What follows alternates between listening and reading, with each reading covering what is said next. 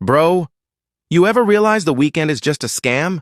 Like, you blink once, boom, Saturday's gone. You blink twice, it's Sunday.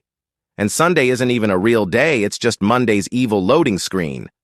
I swear Saturday is like the only actual free trial of happiness. Sundays that your demo has expired pop-up Sunday mornings hit different.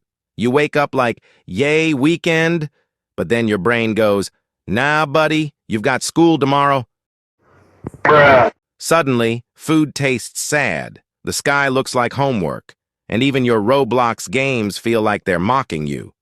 You try to chill, but there's this anxiety boss fight in your head screaming, you didn't do your homework, heck.